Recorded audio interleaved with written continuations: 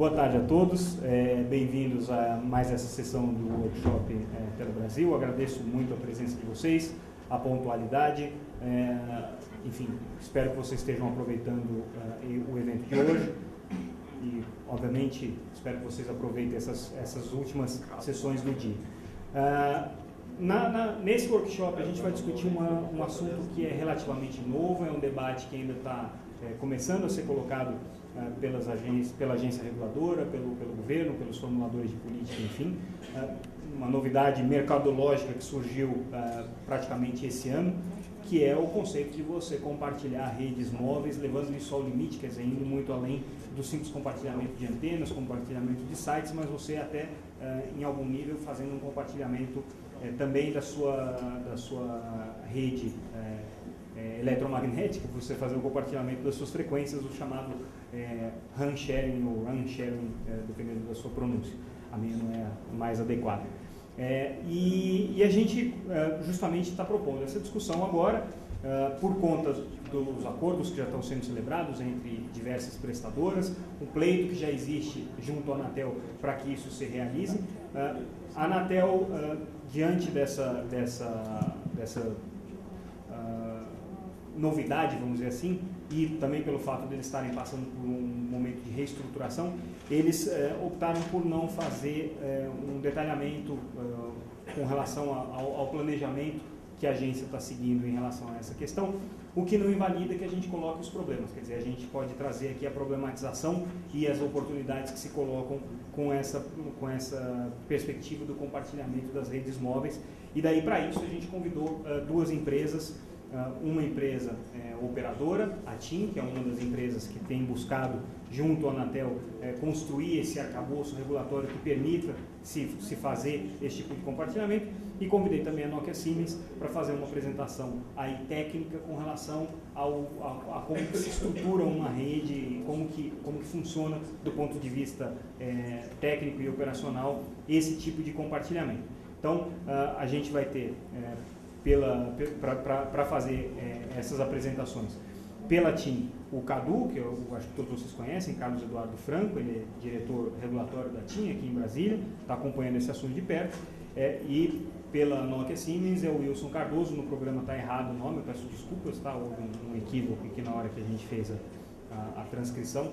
O Wilson Cunha não se encontra, quem se encontra é o Wilson Cardoso, que é diretor de tecnologia, CTO da Nokia Siemens Networks aqui no Brasil. Bom, eu vou chamar então para fazer a primeira apresentação técnica, para a gente poder ter uma referência do que a gente está falando quando a gente fala de RAN sharing. Eu vou convidar o Wilson para vir ao palco, fazer a sua apresentação, e depois a gente passa para o Cadu. Peço uma salva de palmas para o Wilson.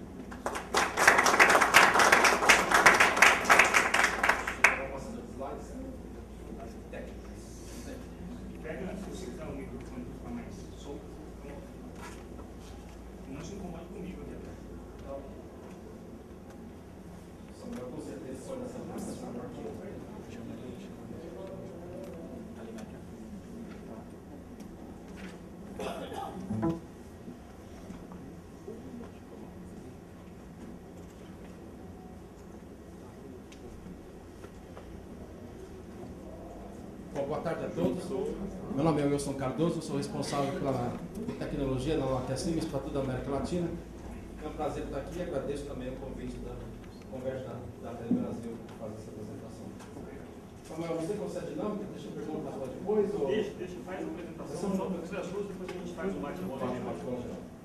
Bom, o tema do compartilhamento de redes, né, acho que teve um começo no tema de compartilhamento de redes. Né? Bem claramente isso, é para evitar essa triplicação ou unificação de infraestrutura em vários edifícios. Né?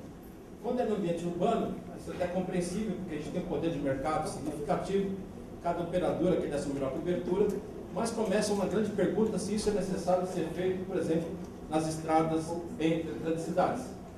Se você hoje vai de São Paulo ao Rio de Janeiro, você tem pontos que não existe cobertura de nenhuma operadora. Se você vai de São Paulo a Curitiba, você tem pontos que não tem cobertura de nenhuma operadora. E não culpa as operadoras por isso, porque nem existe poder de mercado para fazer a implementação de uma infraestrutura nesse lugar. Isso é bem claro.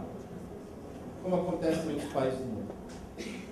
Nós pegamos alguns exemplos de compartilhamento de redes e alguns resultados. Compartilhamento de redes não é um tema novo, né? É tema novo no Brasil, mas se a gente acompanhar a nível mundial, compartilhamento de redes já começou nos anos 2004, 2005, e nós tivemos exemplos que foram grandes sucessos e exemplos que foram grandes fracassos. Então a gente precisa analisar um pouquinho o que aconteceu em cada um. Vamos começar então com um exemplo da Austrália. Na Austrália nós temos aqui duas operadoras, a Optus e a Vodafone, que esperavam uma redução esperada de uma redução de custos esperada de 100 milhões de dólares australianos em 10 anos. Começaram sua operação em 2004 e a ideia era competir em áreas urbanas, mas na área rural fazer uma infraestrutura única. A dívida dessa, isso era a operação comum hoje, a dívida dessa empresa hoje está em 140 milhões de dólares australianos. Um exemplo de um mau comportamento de rede.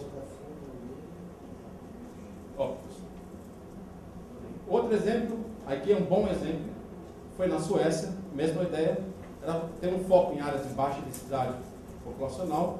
Começou operações em 2001, pela TRI e a Telenor, na época no começo não era Telenor, hoje é Telenor, e fazem competição em áreas urbanas. Essa é uma empresa de sucesso hoje, que cobre toda a Suécia, inclusive, a título de curiosidade, eles fazem um acordo de compra em atacado de bandas de 450 MHz em CDMA para cobrir algumas áreas urbanas. Isso um pouco fazendo 450 MHz para frente. E outro grande exemplo, que aí vem da regulação, a Everything Everywhere, no Reino Unido, que teve uma redução esperada de 2 bilhões de libras, CAPEX e OPEX em 10 anos. Começou a operação em 2008 com a TRI e a T-Mobile, e hoje é considerado um exemplo de sucesso. Talvez um grande exemplo de sucesso, é difícil dizer isso, mas se a gente fizer uma análise, a regulação da Inglaterra, do Reino Unido, é completamente diferente do resto do mundo. Existe uma separação funcional clara de rede, coisa que só existe na Inglaterra hoje, no Reino Unido, e não existe em país nenhum do mundo, no grau de dimensão que foi feito na Inglaterra. Bom, a grande situação de compartilhamento de rede, quais são os ganhos possíveis? Isso é um exemplo que a gente tomou com base em 35 anúncios de lançamentos de redes compartilhadas.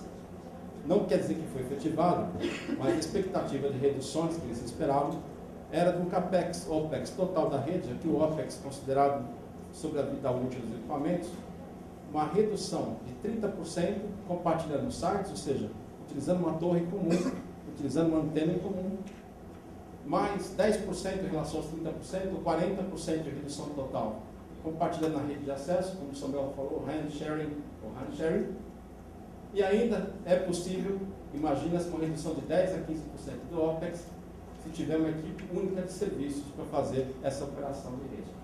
Então nós podemos dizer que em relação a uma rede convencional, uma rede compartilhada pode apresentar uma redução de 50% se nós estivermos falando de duas ou mais operadoras. Bom, não vou cair muito nos detalhes técnicos, podíamos fazer uma apresentação técnica, poderia gastar umas 6 horas nesse slide, mas é como a gente vê o grau de compartilhamento em comparação ao grau de controle da rede. Ou seja, se eu tiver somente a torre e a antena compartilhada, e duas infraestruturas completamente em paralelo, é onde eu tenho um grau de compartilhamento muito baixo e tenho um grau muito grande de controle da rede.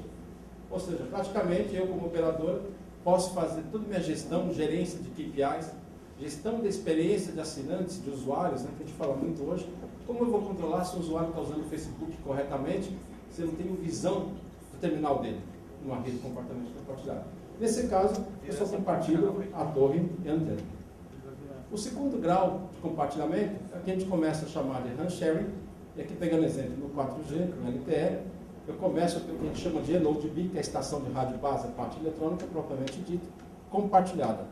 Então aqui eu começo a ter ganhos maiores, a gente vai discutir um pouquinho aqui como fazer esse compartilhamento de frequência, ou seja, eu tenho um bloco de 20 mais 20 MHz, como que eu faço com essas opções que eu tenho para fazer esse compartilhamento? Compartilho 10 e 10, aloco 3 MHz para uma, 3 MHz para outra, e os outros 14 MHz eu fico fazendo alocação dinâmica. Tudo isso é possível de fazer do ponto de vista tecnológico. Esta a discussão do ponto de vista regulatório. Existe o controle compartilhado da rede, ou seja, aí já vou um step adiante, ou seja, já o primeiro elemento de conexão entre a rede e a parte de core da rede já é compartilhado, que as vantagens aqui em redes LTE são um pouco menores, mas é muito mais fácil de fazer em LTE do que em 2G e 3G, porque em 2G e 3G realmente eu preciso levar o circuito ponto a ponto. Em LTE, como eu tenho uma base IP, então fica muito mais fácil distribuir isso na rede. E existe o último controle, que é o core compartilhado, ou seja, eu começo a ter um core de rede, a parte que faz o processamento da parte de voz e dados unicamente. Tem gente que define até o compartilhamento dos elementos de controle de acesso às bases de dados, os HLRs e HSS. Só que para mim esse ponto já não é mais compartilhamento de rede, é MVNO, é outra discussão. Né? Já não é mais compartilhamento de rede, porque não tem mais rede nenhuma para compartilhar. Eu estou fazendo o wholesale de outra rede. Então, na verdade, o que a gente quer mostrar com esse slide? Que conforme mais eu compartilho dos elementos da rede, diminui meu grau de controle dessa rede. Isso tem vantagens e desvantagens. Aqui eu nem traduzi essa parte do slide, mas é uma preocupação da BART, por exemplo, a Airtel, que é uma das maiores operadoras, já se coloca entre as 10 maiores operadoras do mundo, não somente na Índia, mas como expandindo os negócios na África.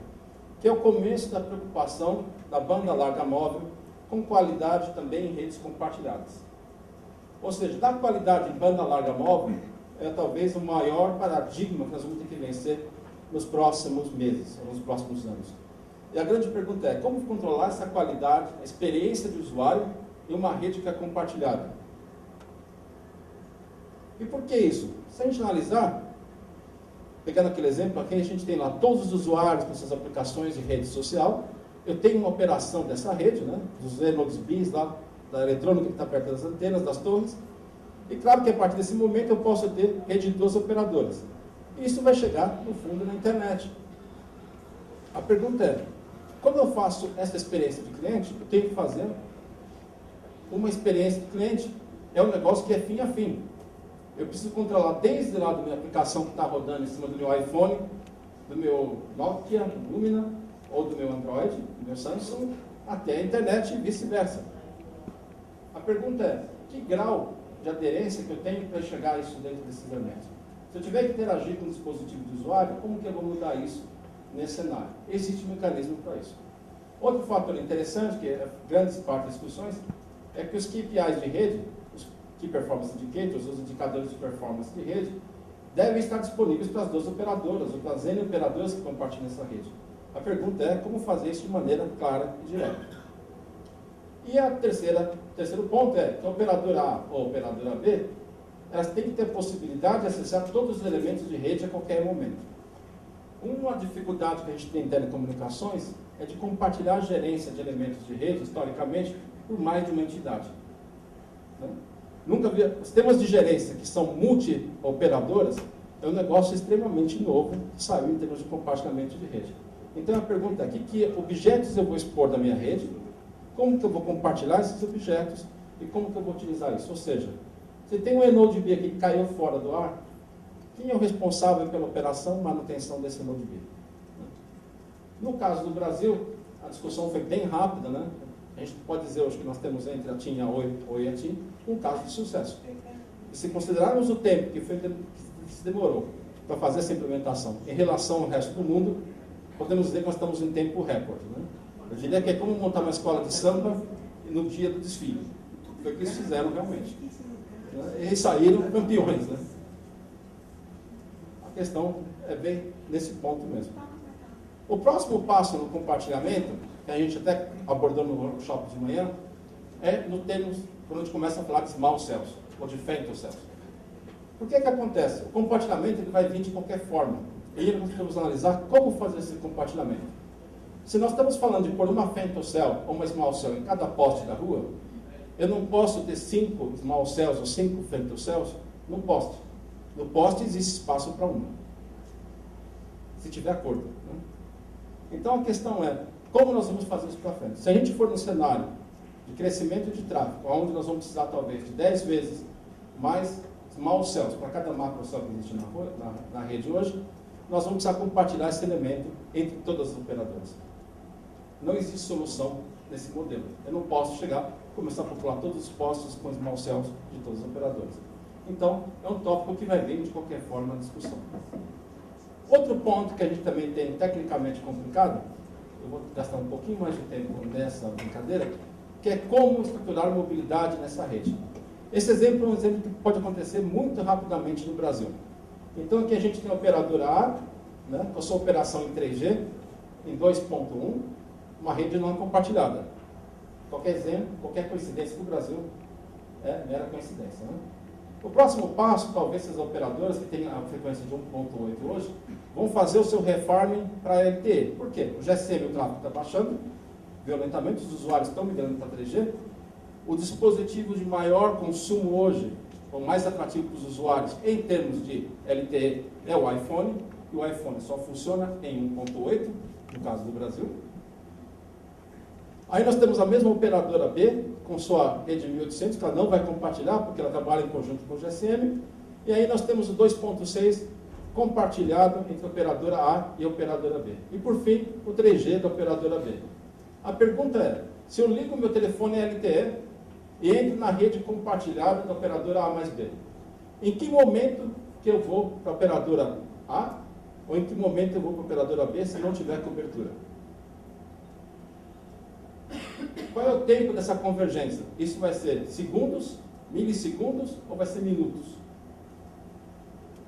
Quando eu estou falando só serviço de dados, se eu demorar 10 segundos na conexão, 15 segundos para o site não vir, nós estamos acostumados com isso. A gente fala, bom, o site está demorando para responder. Mas se eu estiver falando, e cair a comunicação 3, 4 segundos, para voltar na rede 3G ou na outra rede LTE, pode ser complicado. E aí vem o segundo ponto. Meu telefone acampou na rede da operadora com 2.1. Como que ela volta para a rede compartilhada?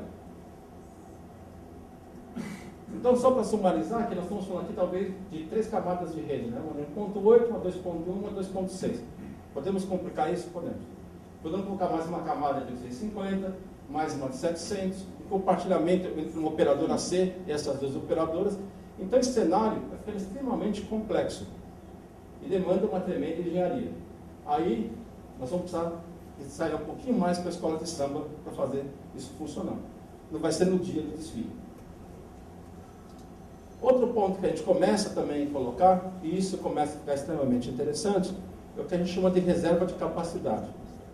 Ou seja, se eu tiver aqui um bloco de 20 mais 20 MHz, como nós temos no Brasil hoje, por exemplo, na maior parte das operadoras, a pergunta é, como eu compartilho hoje? Hoje está sendo compartilhado, salvo engano, que cada operadora tem seus 10 MHz dedicados aqui dentro.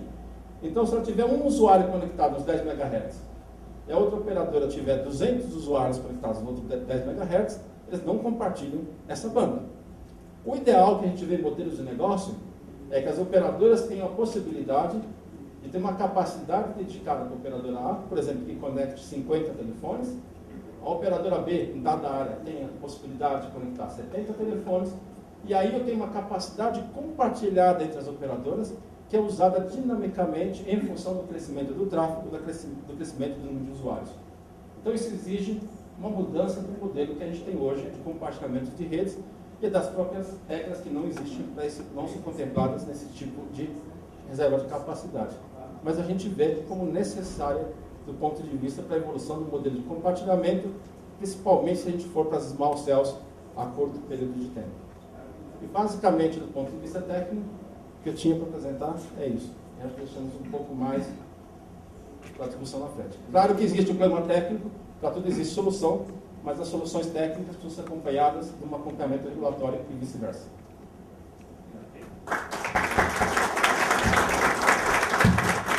Obrigado, Wilson. Se quiser se juntar aqui a mim na segunda parte da apresentação, e eu convido então o Cadu, que está aqui na minha frente, para fazer a exposição dele. Cadu, por favor.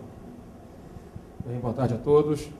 Como o Samba colocou, meu nome é Carlos Eduardo Franco, sou diretor de Relações Regulatórias da TIM.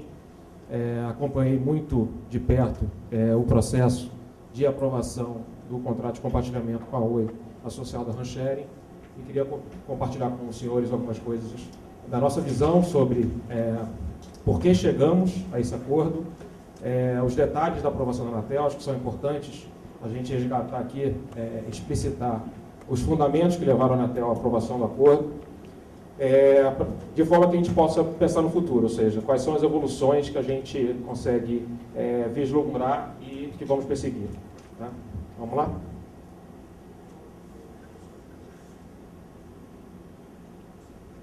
Então, basicamente, fora as conclusões, eu tenho 4 temas para compartilhar com os senhores. O primeiro deles, relembrando um pouco da história do 2,5 no Brasil, acho que é importante a gente entender como é que a Anatel definiu as regras do edital e de que forma o edital foi feito, de que forma a TIM participou do edital e de que forma também a gente buscou o compartilhamento com a UE. Então, esse slide aqui é um slide que eu usei numa apresentação que eu fiz em outubro de 2011. Tá? Lembrando do outubro de 2011, é uma época onde a Anatel estava se discutindo, a consulta pública sobre o edital ainda nem tinha saído, e essa foi a visão que a TIM, de alguma forma, defendeu. A posição era: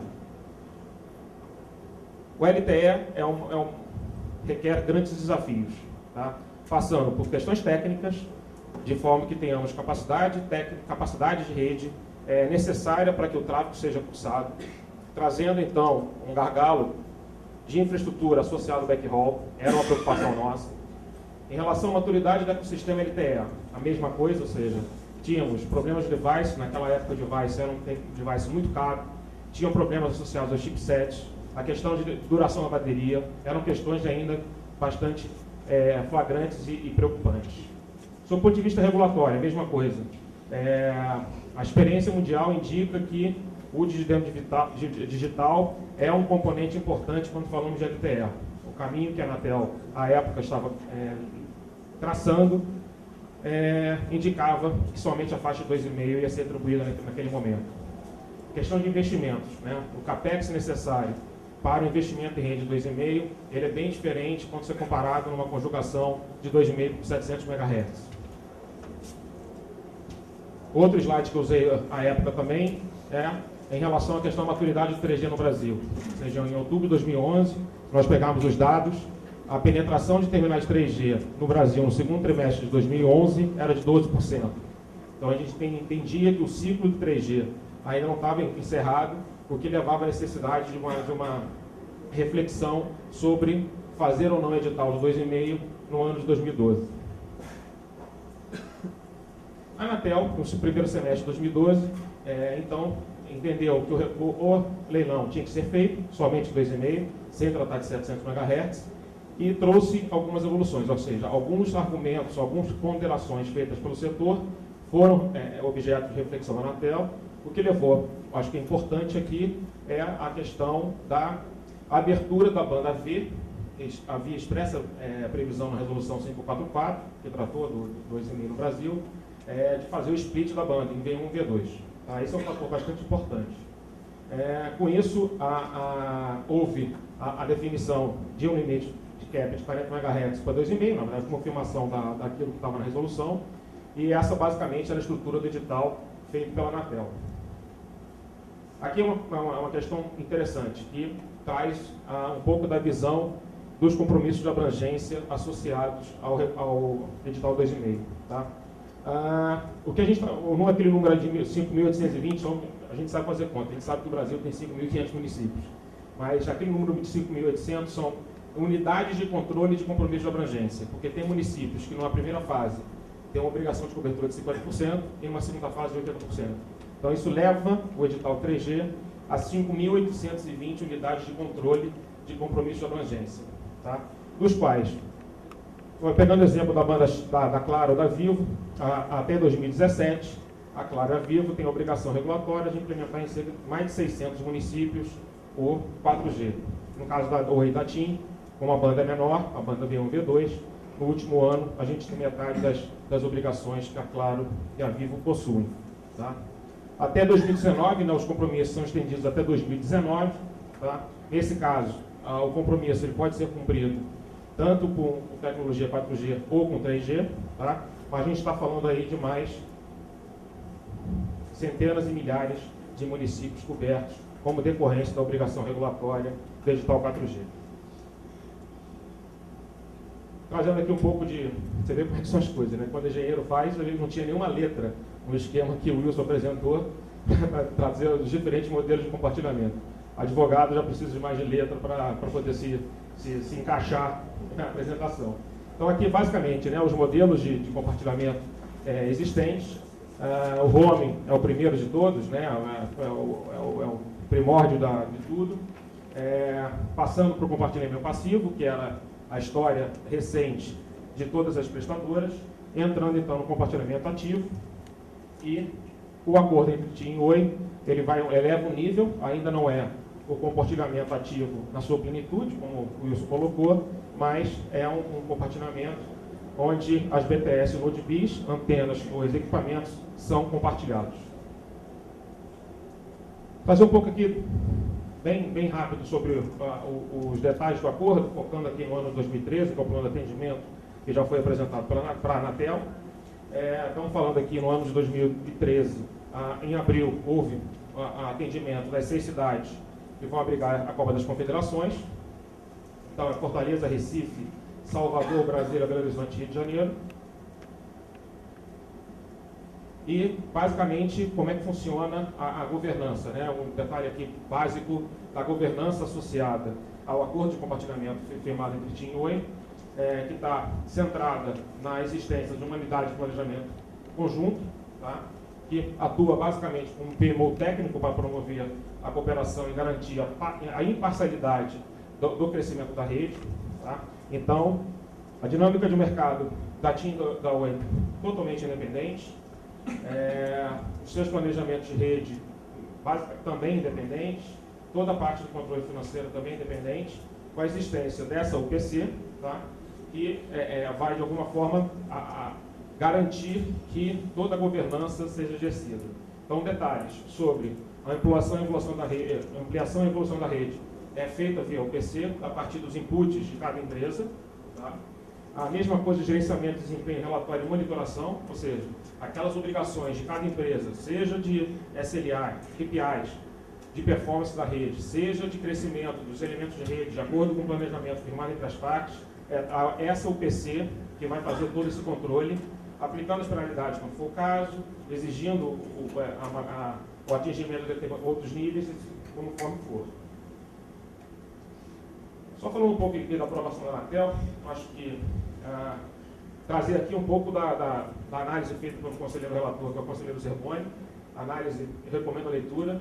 É uma oportunidade de aprendermos muito da visão da Anatel com relação ao momento que a gente está vivendo em termos de investimento, na necessidade de otimização dos investimentos. A aprovação foi feita com base no informe conjunto elaborado pela... Agora a estrutura já é antiga, né? Pela Superintendência de Radiofrequência e Fiscalização, SRF, e pela Superintendência de Serviços Privados. Tá? Aqui destacando alguns pontos do informe elaborado pela SRF em conjunto com a SPV, onde a gente pode destacar que a possibilidade de compartilhamento entre redes é algo com expressa previsão regulamentar. No caso do 2,5, ela está estampada na Resolução 544 de 2010, mas temos que lembrar que o conceito de compartilhamento de radiofrequência ele já estava presente na Resolução 454, que trata de todas as outras frequências, 900, 850, 900, 1.8 e 2.1. Lembrando que ela é de dezembro de 2006. Tá? Então, o conceito de compartilhamento já está presente na regra da Anatel há pelo menos 7 anos. Fica registrado, o item 5.10 ele é muito forte, no sentido que registra que o compartilhamento de RF em todo espectro é um princípio básico perseguido na atividade de gestão de espectro da Anatel desde a LGT. Tá? Então, aqui reforça aquilo que a Anatel considera como uma grande oportunidade de desenvolvimento do relacionamento entre empresas. Mais uma vez, no item 5.27, ele confirma que não se vislumbra problemas na prestação da SMT, porque o acordo não afasta a responsabilidade das partes, seja no relacionamento com as outras prestadoras, seja no relacionamento com os seus usuários, a despeito do acordo, ou seja, não existe nenhuma isenção de responsabilidade em função do compartilhamento. Tá? Então, sob o ponto de vista da área técnica da agência, os registros foram muito positivos no sentido de concordância com o modelo apresentado. Aqui trazendo alguns elementos adicionais, em especial por conta do conselheiro relator, eu acho que ele conseguiu perceber algumas dimensões de elementos positivos do compartilhamento que estava sendo aprovado. Tá? Então, primeiro, óbvio, redução de custos de implantação da rede. Lembrando que, como a gente teve a oportunidade de ver, os desafios são muito grandes, né? A carga das obrigações de compromisso de abrangência é muito grande. Então, a alternativa de um compartilhamento de rede, né, dos seus elementos ativos, acabou sendo natural, considerando a particularidade das faixas V1 e V2 entre TIM e Oi. Tá? O item 4.246, ele registra que essa redução de custos acaba sendo uma oportunidade para a sociedade em função de uma possibilidade de antecipação dos investimentos da TIM e da Oi. Além disso, considerando que o compartilhamento leva a uma diminuição dos elementos de rede, existe um impacto positivo no sentido urbanístico, tá? São menos antenas a serem instaladas nos municípios. E, por fim, a questão também de um uso mais racional que leva a uma questão de sustentabilidade, né? No sentido de que existe também um menor consumo de energia, então toda uma questão da sustentabilidade também, de alguma forma, apontada pelo conselheiro relator. Tá?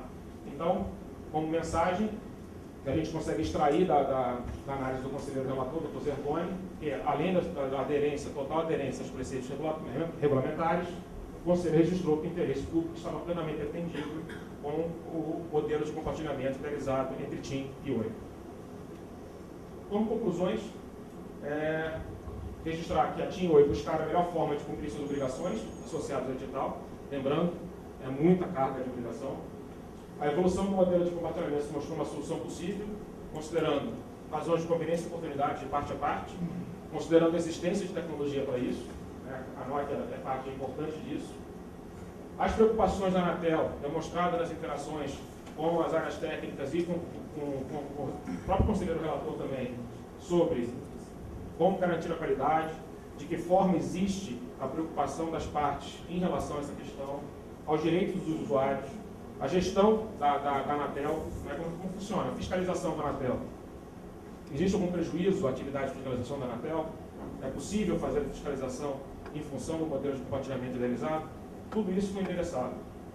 E acho que a questão mais importante, 30 de abril faz parte do passado, o lançamento foi um sucesso, as 6 cidades estão ativas, os usuários da Oi e da TIM, a base crescendo, e basicamente é isso. Acho que fica a lição, como o Wilson colocou, foi com muita emoção, né?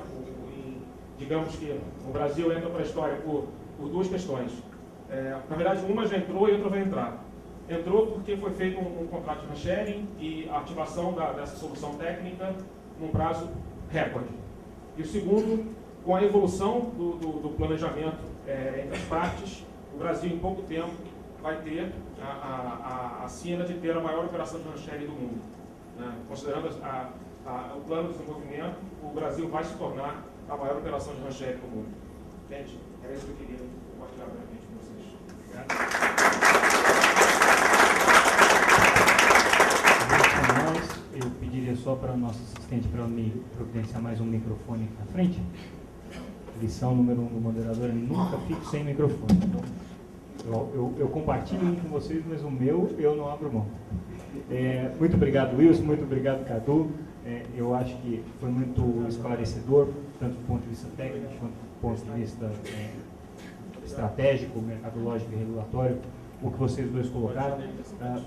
Como vocês já devem estar acompanhando as minhas moderações, desde já deixo o microfone disponível para vocês. Queremos fazer com que isso seja o mais informal possível. Inclusive o pessoal que está lá fora, eu peço desculpas, mas realmente a gente não imaginava que essa sessão fosse ter tanta demanda, senão teria colocado uma sala maior. Se bem que só tem uma outra sala maior, então o espaço aqui é um pouco limitado. Tá? Se vocês quiserem perguntar, o microfone sem fio funciona aí atrás também. Uma primeira questão que eu coloco, e aí eu coloco para o Wilson, que falou muito passando na apresentação dele, mas que o jornalista sempre gosta de ver as coisas pelo lado complicado e pelo lado problemático, tá? É o que dá notícia. E você, e na sua apresentação, você disse assim, já houve casos de problemas com compartilhamento, com sharing, problemas sérios. Eu te pergunto, qual é o problema que pode surgir? Um problema do ponto de vista regulatório, do ponto de vista do controle das autoridades, ou pode ter um problema técnico da coisa não funcionar mesmo? Qual que é nos exemplos que já existem de casos problemáticos, onde é que é mais problemático? Samuel, acho que todos os problemas que ocorreram, alguns problemas de natureza técnica no princípio, né? Mas, como eu falo, técnico você, com tempo e dinheiro, a gente põe na lua, né? Mas o problema é sempre de gestão mesmo do próprio modelo. Né? Então, no caso, até que o Cadu apresentou bem, eles criaram um framework, né? Esse é um termo de engenheiro para acordo para o PC, de como sistematizar isso, né? E os grandes problemas acontecem quando você precisa reportar os KPIs de rede para o órgão regulador. Todos os casos que a gente acompanhou, que naufragaram esses acordos, né? Foram quando precisava apresentar esses KPIs, e aí vinha assim, quem é o responsável por isso e quem depois tem que ter o ônus de não ter cumprido os indicadores de rede. Não será diferente aqui no Brasil. Aí deixou por causa do Enfim, tudo bem. É aí que surgiu o problema. Tá. Mas não houve problemas do ponto de vista de não funcionar, das pessoas não conseguirem usar a rede, de congestionar, enfim, qualquer coisa disso. A gente tem um momento cíclico. Às vezes ou não tem capacidade de investir, que é necessário naquele momento, ou tem problema de atraso até de fornecedor, não vou negar isso também. A gente vê acontecer em alguns lugares, né? Um tinha amarrado uma parte da rede com o fornecedor, outro com o fornecedor não entregava. Pois é, mas e essa integração entre fornecedores é uma coisa que está funcionando fluidamente, porque a gente sabe que existem padrões, LTE é uma tecnologia padronizada, só que você não está compartilhando só a parte da LTE, está compartilhando a parte de controle da rede. De transporte, né? Às vezes a pergunta de quem é o backhaul. E talvez o grande modelo da Inglaterra, que ele funciona, é porque o backhaul não pertence a nenhuma das operadoras, né? É todo da British Telecom.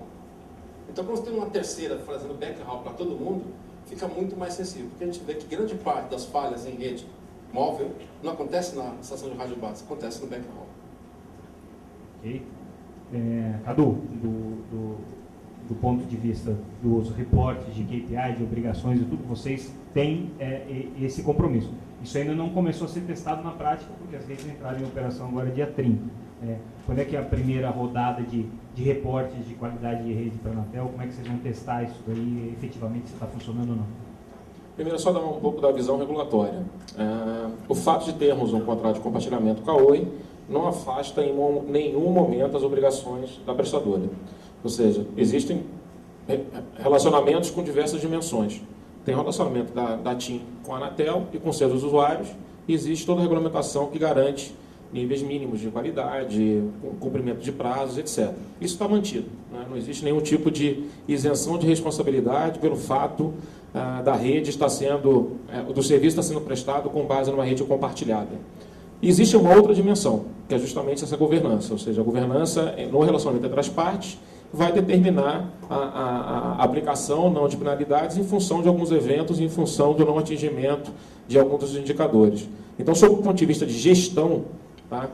Isso está na LGT, está no Regulamento de Serviços, a Resolução 73, de vez em quando a gente esquece dela, mas ela é uma importante fonte de estabelecimento de responsabilidades, tanto das prestadoras como da própria Anatel.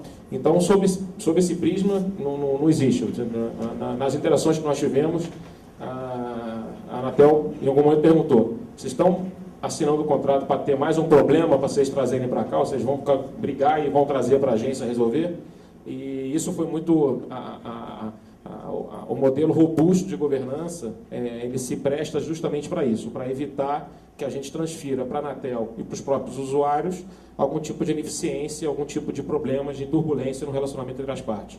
Então, sob o ponto de vista de contexto regulatório e contexto contratual, a gente está muito tranquilo que isso não vai ser problema. Essa questão que o Wilson colocou, que é relevante, que na verdade os problemas podem acontecer a partir do RAN sharing, né? A parte de backhaul e da infraestrutura de suporte a essa estrutura móvel. A gente, não é segredo para ninguém que a TIM sempre teve reclamações com relação ao atendimento que era dado pelas demais operadoras em relação a esse suporte. Vocês agora estão com infraestrutura própria em algumas cidades, não em todas, mas enfim, expandindo.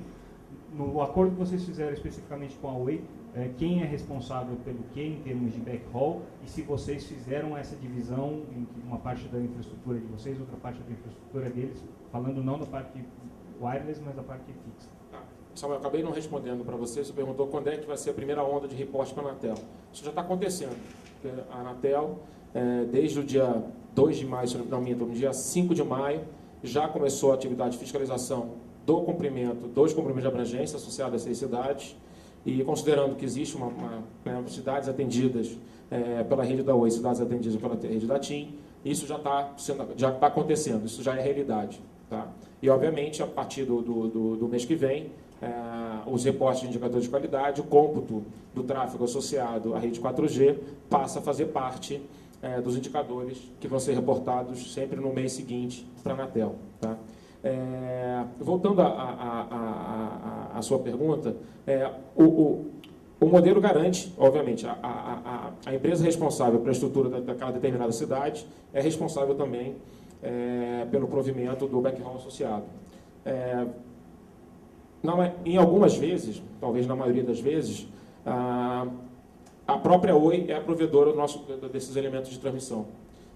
E com isso, a gente espera, para esses elementos específicos, a gente tem um alto nível de disponibilidade para que o atendimento seja feito. Não temos nenhum problema associado a isso dentro dessa primeira onda, ou seja, os 50% de atendimento, né, da cobertura nesse primeiro momento, todos aqueles problemas associados ao gargalo atacado, que a gente, como você bem falou, é um discurso nosso antigo, ele não foi evidenciado ainda.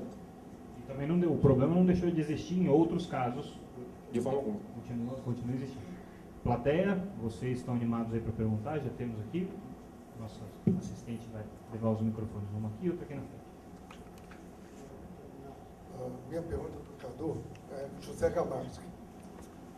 A minha pergunta é a seguinte: vocês veem esse acordo de run sharing com a Oi como um acordo de startup ou um acordo até que o tráfego atinja um determinado patamar? Ou vocês veem um acordo para sempre, um acordo de longo prazo?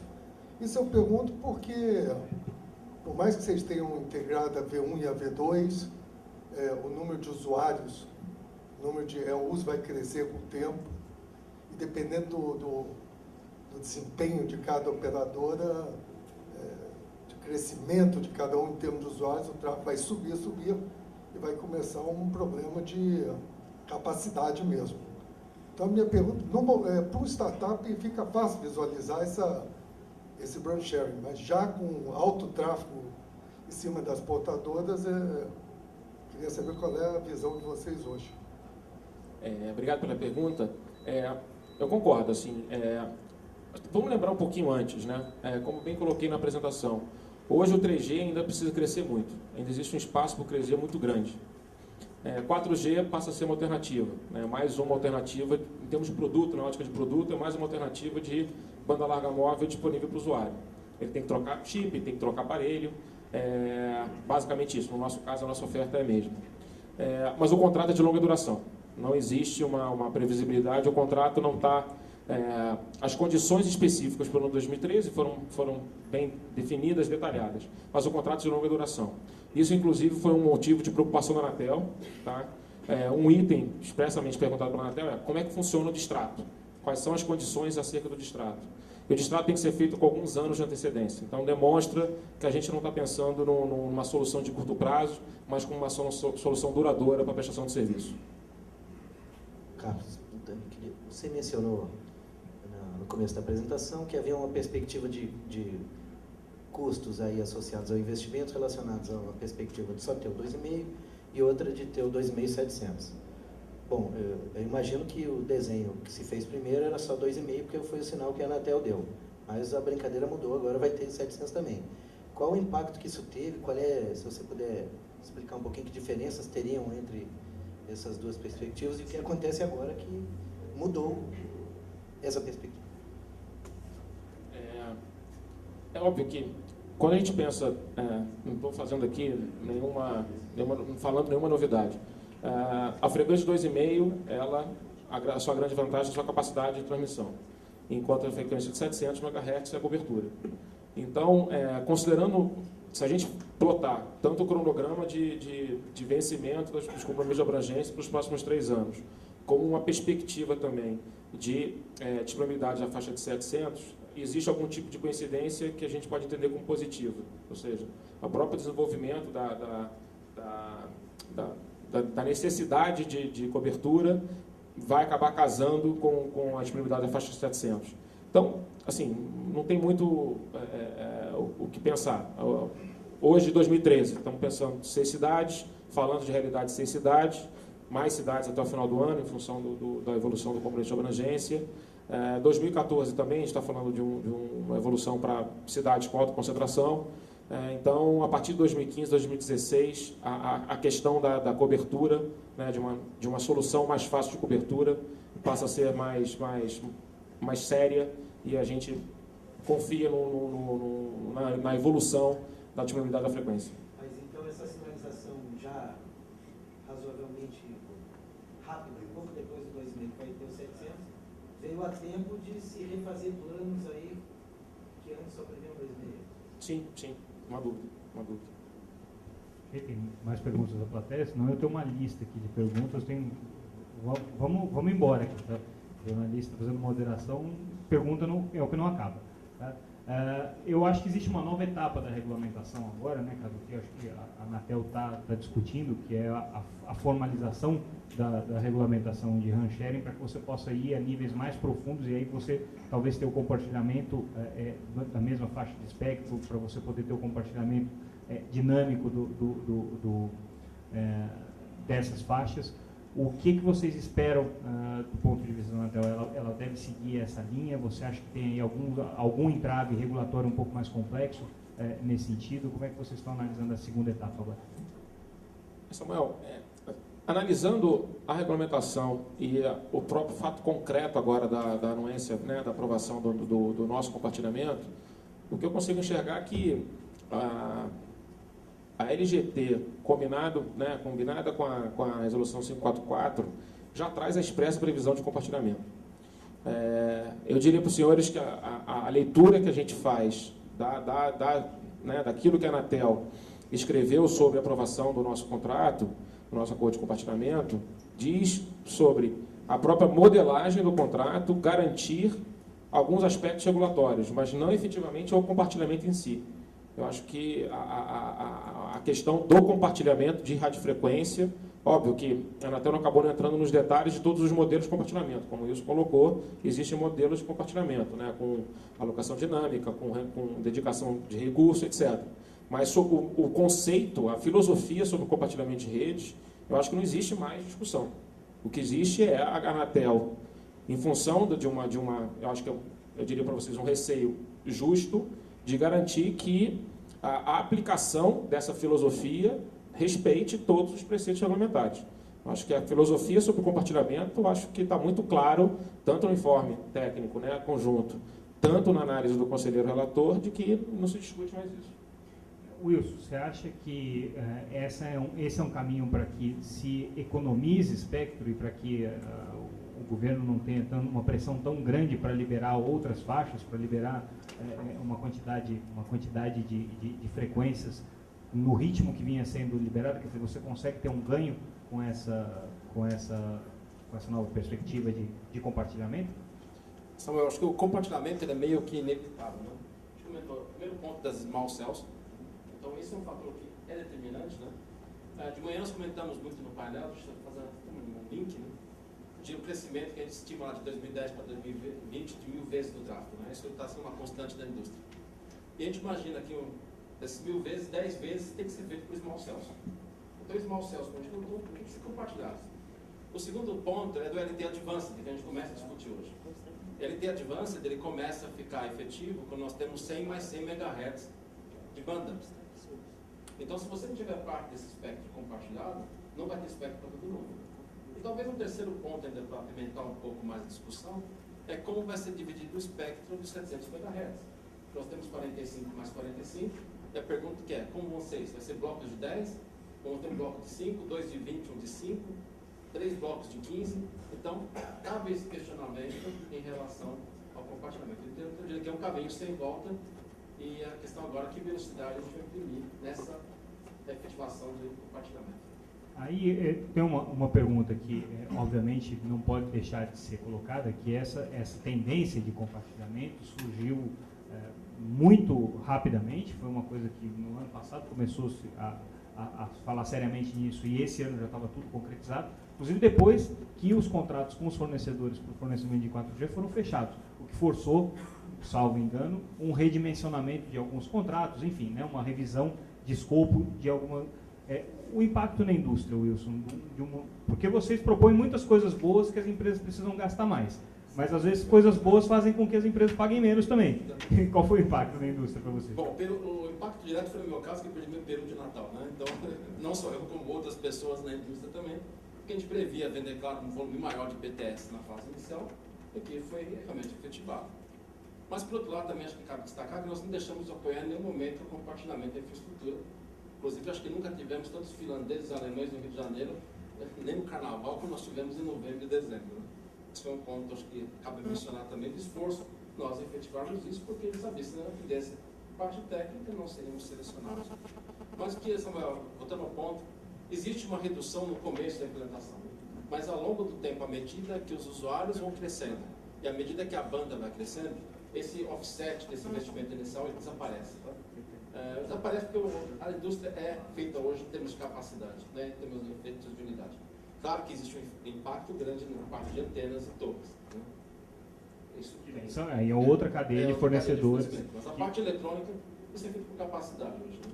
Praticamente não existe grandes perdas se você considerar o ciclo de vida do equipamento. Vocês veem uma possibilidade, Cadu, de levar esse tipo de política também, por exemplo, compartilhamento de redes de Wi-Fi, por exemplo? Samuel, acho que não, assim, contraindicação não existe nenhuma. Eu tenho dúvidas acerca de disponibilidade tecnológica para fazer uma correta gestão, né, de um sistema Wi-Fi. Aí é mais até uma curiosidade, não sei se o Wilson, transferindo a resposta para o Wilson, compartilhando essa responsabilidade, mas acho que em contraindicação não há nenhuma, de forma alguma, pelo contrário. A gente vê em outros países do mundo que o Wi-Fi é sempre uma solução já muito mais madura aqui no Brasil, como solução de descarrego da rede móvel. Então, me parece como, mais uma vez, natural. Mas eu tenho, não sei se o Wilson pode compartilhar em relação à questão de disponibilidade tecnológica para isso. Cadu, acho que um dos temas que foi muito apresentado em Barcelona foi de uma funcionalidade chamada ANDSF, que é Access Network Discovery Service Function. No fundo, o que é isso? Essa função permite que você, com o aparelho de Wi-Fi, seja autodescoberto pela rede. Você não precisa fazer o famoso login nos portais, que ninguém gosta de fazer isso, né?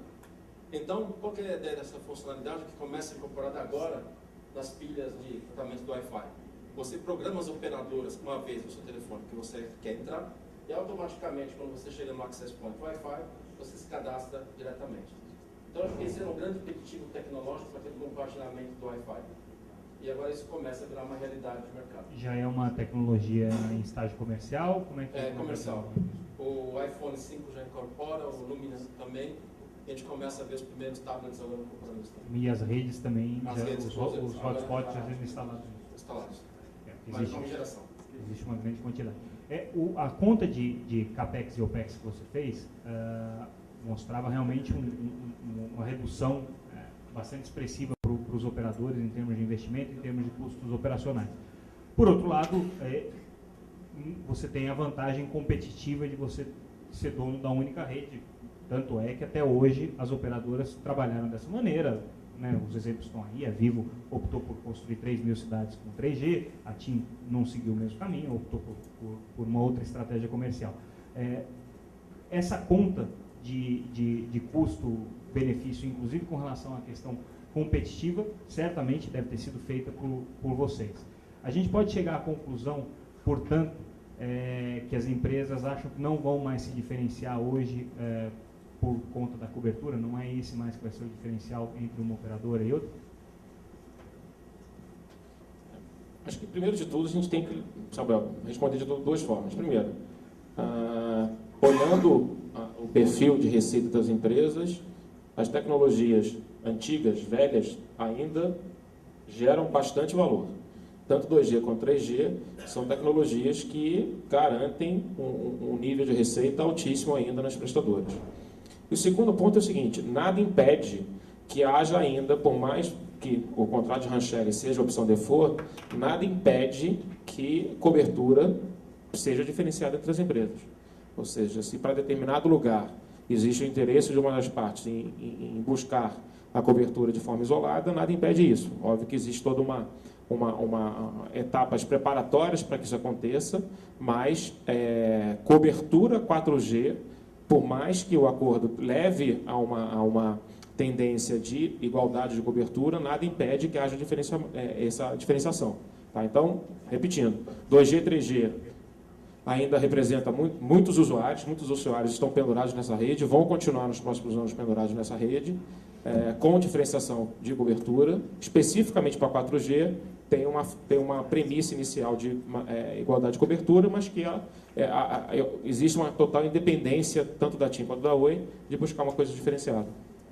Do ponto de vista do limite técnico, tem alguma restrição? Se você só pode fazer o acordo de duas em duas operadoras, 3, 4, você pode colocar quanto você quiser num acordo desse tipo, Wilson?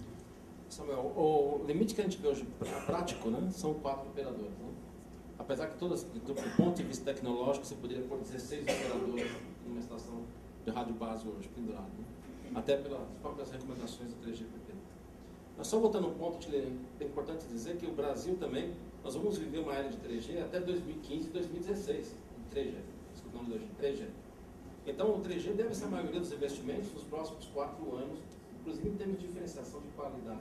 E o 4G vai continuar como esse complemento de banda larga móvel de mais alta velocidade. Isso aqui talvez é um pouco da diferença da equação no Brasil em relação aos países mais desenvolvidos. Quando eu te perguntei a questão da quantidade de operadoras que você poderia colocar, claro que, obviamente, as 4 grandes, talvez as 5 operadoras que existem no Brasil, pudessem ir para um caminho desse, mas aí eu faço uma pergunta de um jornalista leigo, tecnicamente, no assunto, se com relação às operadoras virtuais, porque a gente sabe que existe também existe a possibilidade de que se abram esses modelos de negócio, e se esse tipo de compartilhamento influencia de alguma maneira no negócio das operadoras virtuais ou não. Isso cria algum tipo de empecilho, cria algum tipo de dificuldade técnica, algum tipo de restrição à rede ou não? Qual é a resposta? Só para entender essa coisa, falando da Miami VLO, por exemplo, utilizar essa rede uma rede compartilhada. Não, do ponto de vista técnico, não existe limitação nenhuma. É só uma questão de gerencial, uma questão de gerenciamento de rede. Perguntas da plateia, repetindo, tem ali. Boa tarde. A dúvida é a seguinte: quando você, Carlos, mostrou o mapa onde está acontecendo o RAN-sharing, que a TIM está responsável por algumas áreas e a Oi responsável por outras. No segundo momento, se houver uma venda da TIM muito acima do esperado, numa área de responsabilidade da Oi, a quem cabe esse investimento na área da Oi? A TIM ou a Oi? Vou de forma bem simples. Dentro daquela unidade de controle conjunto, vai existir todo um procedimento acerca de previsão de capacidade, previsão de crescimento, etc. Então, a responsabilidade primária, em linhas gerais, sempre é da detentora da rede. Tá?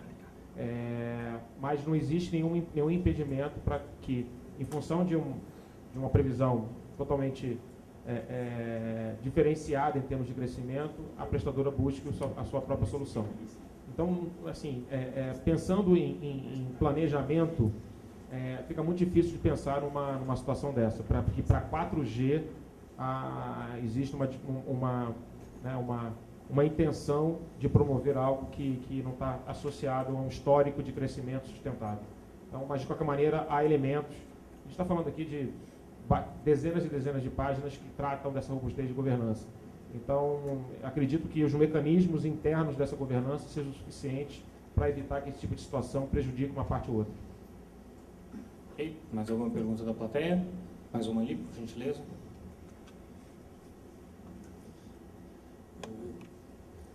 No passado, até até praticamente o dia de hoje, nós vimos diversos níveis de diferenciação da oferta de serviços. Como o Gamaschi até perguntou no princípio, uma parte pode ser cobertura, pode ser qualidade da rede, principalmente no caso de dados, e outros diferenciais, seja no atendimento de um call center, preço cobrado. Vendo o futuro, se houver, em havendo uma utilização do compartilhamento de rede mais aprofundado daqui para frente, aonde você vê a diferenciação entre as operadoras? Você enxerga cobertura mais qualidade de rede tendendo a se equivalerem entre operadoras compartilhadas, ou você ainda vê a possibilidade de diferenciação nesse aspecto qualidade? E no segundo ponto, ficaria o diferencial somente na questão preço e ou pacote de serviços oferecidos? Como é que você enxerga a diferenciação das operadoras para o usuário final, ou seja, a competição verdadeira? Como resposta, eu diria, diferenciação de qualidade, hoje a gente já existe. Acho que todo mundo já ouviu falar que tem um problema com determinada prestadora com dados, mas não tem com voz, em outra prestadora tem com voz, mas não tem com dados. Existe uma convivência de várias tecnologias. A gente está falando de mais uma tecnologia para fazer parte dessa equação de percepção de qualidade do usuário. Então, eu não consigo perceber que o fato do RAN sharing hoje, firmado com a TIM e com a Oi, somente para determinar, né, com alcance limitado, né, do rollout de obrigações 4G, a gente consiga ter um receio acerca de uma diminuição de competitividade entre as empresas. A gente não consegue vislumbrar isso considerando todos os outros aspectos do mercado. Tá? A voz ainda é um componente muito importante. A gente está falando que em outras, né, a gente está lembrando, vamos chegar ao final de 2017 em termos de obrigação regulatória com 600 municípios. O que acontece nos outros 5.000, nos outros 4.900? A diferenciação ainda em relação aos outros serviços vai continuar existindo. No caso de vocês, TIM e Oi, no impasse inicial estaria restrito a 4G. Eu posso dizer o que é concreto. Concreto hoje, no relacionamento entre as empresas, é o 4G. Eu ia fazer uma pergunta mais ou menos nessa linha. A tua resposta já está dada, mas acho que você pode elaborar sobre um outro aspecto da pergunta. A TIM, que é uma operadora que tem, inclusive, redes das mais antigas do Brasil, né, está ainda na banda A, operando na faixa de 850 MHz, faixa essa que a Oi não opera, né? A Oi entrou depois, adquirindo já as faixas do GSM e depois as faixas do 3G. É sabido que todas as operadoras têm plano de fazer uma otimização e uma recuperação desse espectro que está hoje alocado para o 2G, para depois para LTE, esse tipo de coisa. Existe a possibilidade contratual ou a possibilidade mercadológica de que vocês façam o LTE na faixa de 850 e ofereçam isso como um serviço para a Oi? Essa é uma questão. E a segunda questão é como é que vocês estão pleiteando e conduzindo junto à Anatel a possibilidade de oferecer todas as tecnologias em todas as faixas de frequência. Então, o acordo atual não prevê nenhum tipo de extensão para outras faixas, inclusive o GSM 1.8 ou em 850. Sobre o ponto de vista de evolução do relacionamento com a Anatel no tocante a outras formas de compartilhamento, a coisa está muito incipiente. A gente está elaborando ainda uma proposta associada à busca de maior eficiência de radiofrequência. Tá? Mas diria para você, uma resposta bem objetiva, hoje não existe nada de concreto apresentado, pleiteado para a Anatel nesse sentido. Essa proposta vai ser conjunta de todas as operadoras ou vai ser uma proposta cada operadora buscando dentro das faixas que já possui essa otimização? Por exemplo, pelo lado da TIM, a gente tem feito alguns ensaios, algumas reflexões sobre a evolução do arcabouço associado à radiofrequência. Por enquanto é um pensamento individual. A gente não compartilhou com ninguém ainda, nem no próprio sindicato, de tentar ter um consenso em termos de visão, mas, por enquanto, é uma reflexão da própria TIM. Ok. Uma pergunta aqui, por gentileza. Vocês estão confortáveis com o ar-condicionado? Está quente, está frio? Está ok? A minha pergunta é se o NOC da TIM está enxergando aí Node B na área da Oi. Está fazendo algum tipo de gerência? A gente não existe nenhuma surpresa, ou seja, tudo que acontece na rede da Oi, a rede da TIM enxerga de forma totalmente plena. Não existe nenhum tipo de restrição a todas as informações, dados técnicos. Não sei se o Wilson pode compartilhar um pouco mais. Eu não fui no NOC ainda, não deu tempo de ir no NOC ainda, dar uma olhada nos sistemas, mas o que eu tenho recebido, eu sou responsável pela área de fiscalização da companhia também, a área de fiscalização já me reportou que acessou a rede os fiscais da Anatel acessaram a rede da Oi e conseguiram colher todos os dados necessários para o perfil de fiscalização que está sendo feito para a questão de compromisso de abrangência, ou seja, quais são os sites que estão sendo irradiando frequência, qual é a cobertura que eles estão provendo, então tudo isso já foi retirado a partir do NOC da TIM. Mais uma pergunta, estão fazendo algum tipo de compartilhamento especial no backhaul e no backbone? Assim, aí eu acho que já entra numa outra esfera, que é o próprio contrato de provimento de LD. Né? Então, não tem, assim, questões específicas do contrato de LD efetivamente não foram tratadas no âmbito do contrato de Rancher. Não tem um capítulo do provimento de linha dedicada, não tem esse capítulo específico. Eu acho que o Wilson pode comentar um pouco com relação a essa questão de integração do centro de operação, né? Eu não sei se o meu NJ deixa, viu, Cadu? Pode, aqui estamos entre amigos, aqui pode falar. Não, pode. Em princípio, existe a visualização completa dos elementos de rede pelas duas operadoras. Tem uma diferença tecnológica, até acho que é bom colocar aqui, no backhaul, apesar de ser compartilhado, é o esquema de segurança que a TIM usa diferente da Oi, por exemplo. Não vou cair muito em detalhes, mas, por exemplo, a TIM usa quase uma autenticação chamada por chamada, né, no backhaul, na comunicação por comunicação, e a Oi usa pelo backhaul inteiro.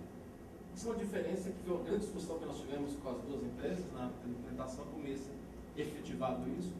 Foi feito mesmo porque os vendors também têm diferentes implantações disso, mas isso pode dar alguma vantagem competitiva no futuro para uma ou para outra, em termos de qualidade e prestação de serviço.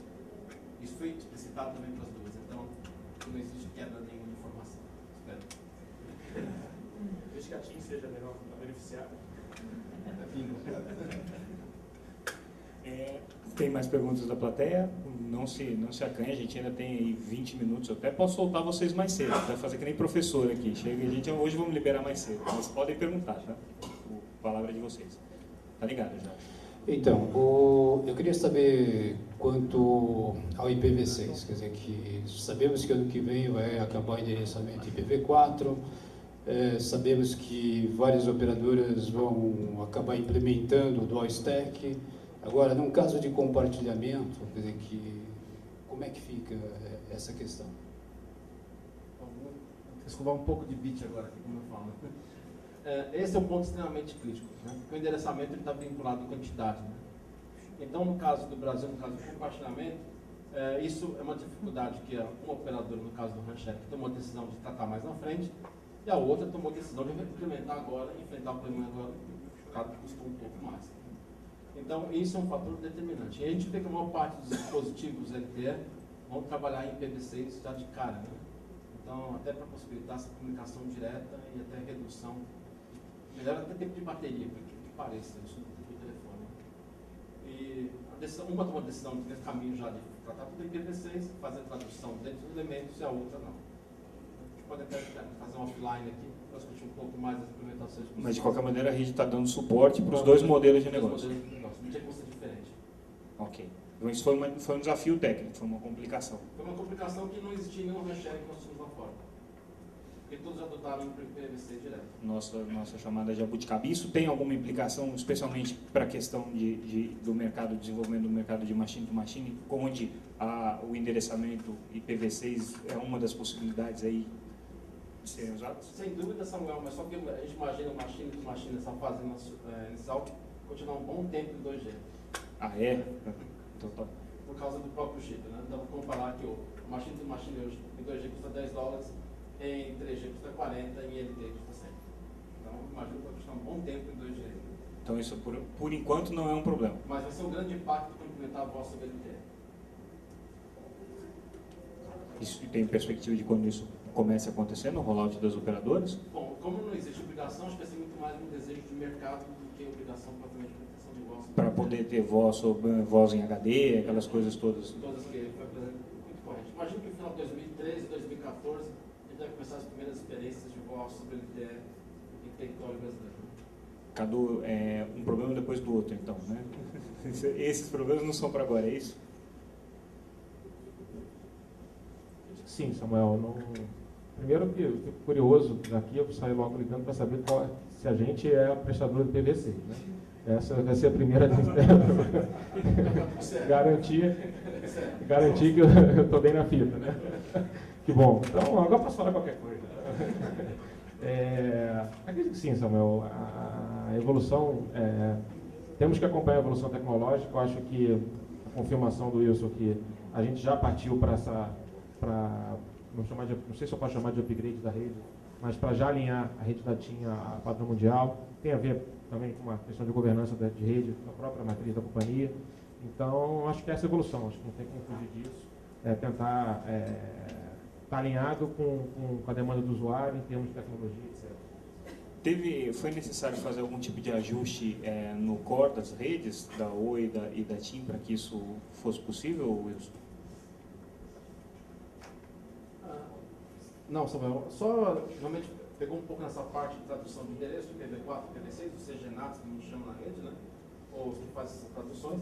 Agora, do ponto de vista de core, o core da rede LTE já foi desenhado para suportar até 16 operadores, né? Compartilhados. Então, foi realmente uma parametrização, nada excepcional. Nada crítica. Gente, mais perguntas da plateia? Mais uma aqui, mais outra ali.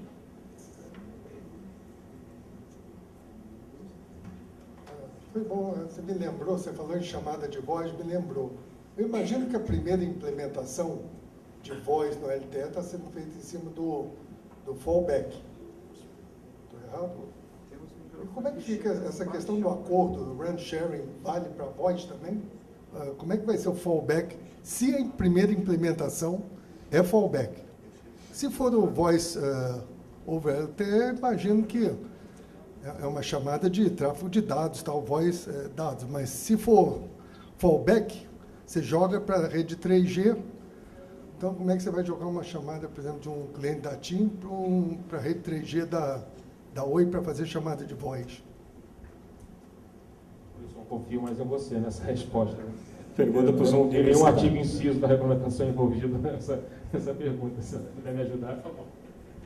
Vou complicar só, não é só voz, tem SMS também.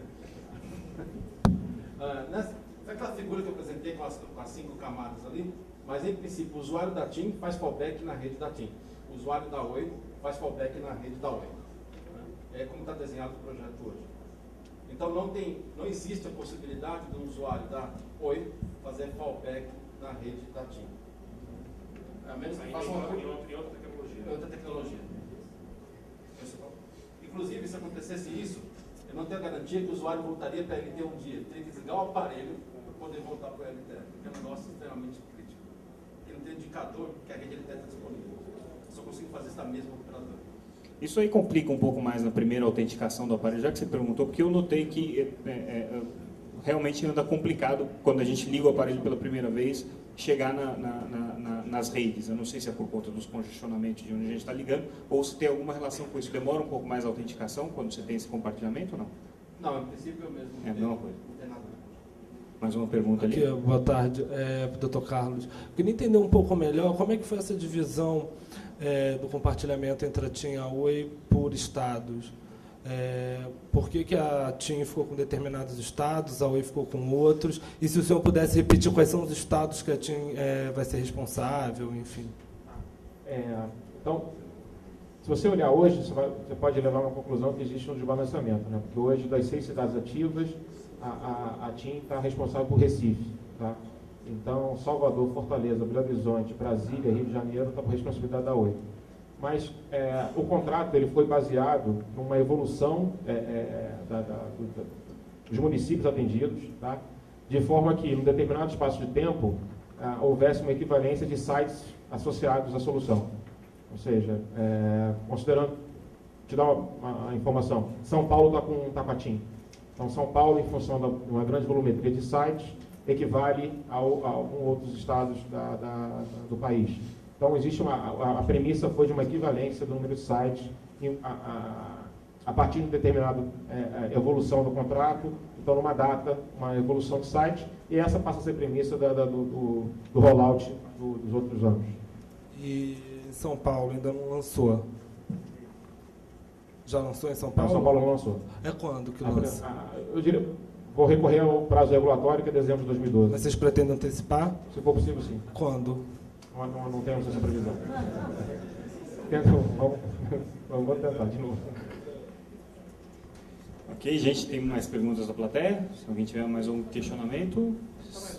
Tem mais uma pergunta ali, por gentileza? Cadu, você disse que o ELD não faz parte desse acordo do RAMSharing, né? Os circuitos do backhaul e backbone. Então, eu estou entendendo que ainda tem aí uma diferenciação das operadoras. Elas compartilham a estrutura, mas a chegada ou o tubo de escoamento desse tráfego, cada uma provê.